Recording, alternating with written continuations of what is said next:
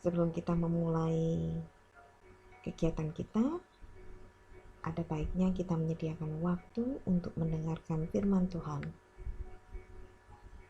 Apakah kalian sudah menyiapkan Alkitab kalian? Tolong Alkitabnya disiapkan ya. Renungan hari ini terambil dari kitab Yohanes 6 ayat 7 sampai dengan 9. Demikian bunyi firman Tuhan. Jawab Filipus kepadanya, roti seharga 200 dinar tidak akan cukup untuk mereka ini, sekalipun masing-masing mendapat sepotong kecil saja. Seorang dari murid-muridnya, yaitu Andreas, saudara Simon Petrus, berkata kepadanya, di sini ada seorang anak yang mempunyai 5 roti jelai dan 2 ikan. Tetapi apakah artinya itu untuk semua orang sebanyak ini?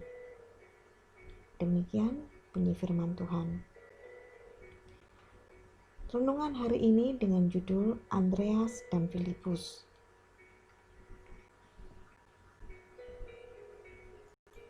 Hati yang bersukacita tidak hanya memiliki rasa syukur, tidak selalu mengeluh, atau tidak gampang menyerah.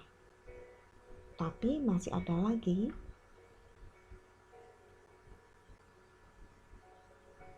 yang harus kalian miliki, yaitu kepedulian. Ayat renungan kita hari ini menampilkan 2 tokoh, yaitu Filipus dan Andreas. Tokoh ini muncul ketika Yesus melihat orang banyak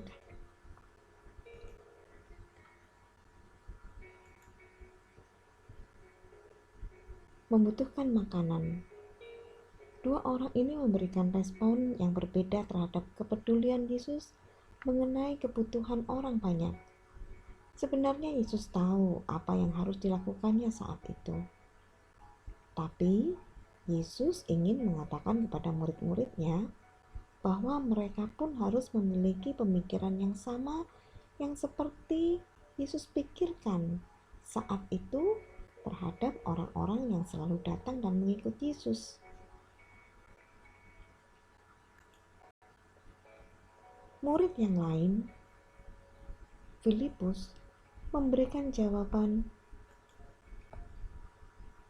roti seharga 200 dinar tidak akan cukup untuk mereka ini, sekalipun masing-masing mendapatkan sepotong kecil saja. Apa yang diucapkan Filipus menunjukkan sikap yang tidak mau repot, atau dengan kata lain, enggak mungkin. Mengapa hal ini dia ucapkan?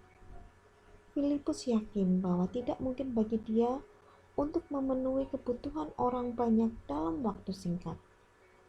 Filipus menyerah. Artinya, Filipus tidak bersukacita mengenai masalah yang dihadapinya saat itu. Namun, berbeda dengan Andreas.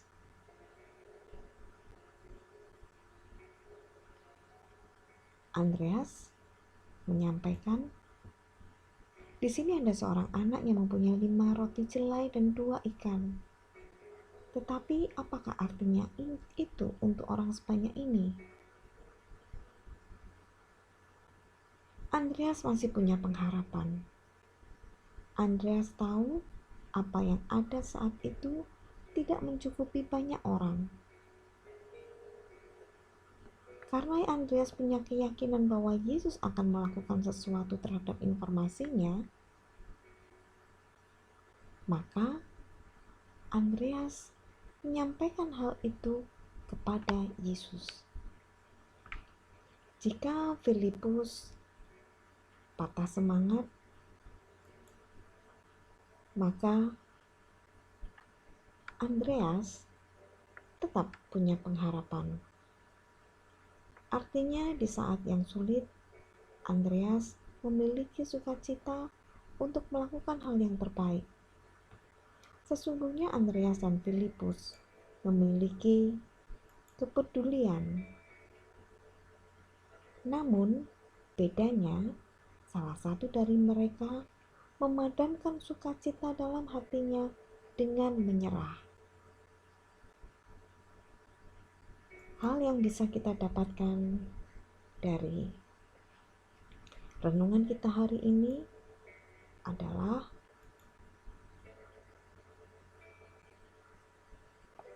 jangan mudah menyerah. Jangan mudah menyerah seperti Filipus, tapi teruslah berpengharapan seperti Andreas yang tetap bersukacita. Percayalah, dengan sukacita ada banyak mujizat Tuhan terjadi dalam hidup kita. Tuhan Yesus memberkati.